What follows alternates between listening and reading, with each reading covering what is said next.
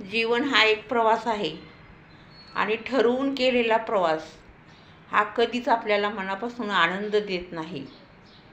पण जर आपण सरळ मार्गानं अगदी आनंदी मनसोक्तपणे जर कुठला प्रवास केला तर वेडी वाकडी वळणं त्यामध्ये येतात आणि त्याला कसं पार करायचं, रस्ता कसा चुकू द्यायचा नाही हे सुद्धा आपल्याला त्यावेळेला कळत राहतं.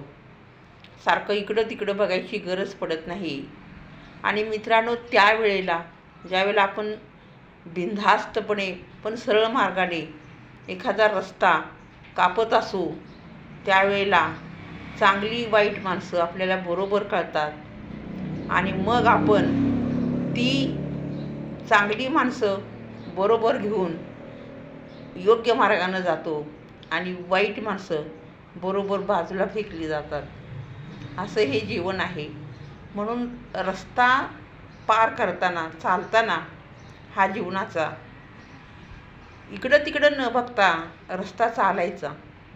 फक्त एक लक्षात ठेवायचं, आपला मार्ग सरळ पाहिजे, ठरवून कुठली गोष्ट करायची नाही. त्यावेळेला तो परमेश्वर आपल्याला कधी चुकू देत नाही आणि वाईट माणसांनासुद्धा आपल्याबरोबर चालू देत नाही. ही वाट दूर जाते पण त्या वाटेमध्ये आपल्याला सांभाळून घेणारा हा परमेश्वर आहे, हे मात्र लक्षात ठेवलं पाहिजे. रामकृष्ण हरी.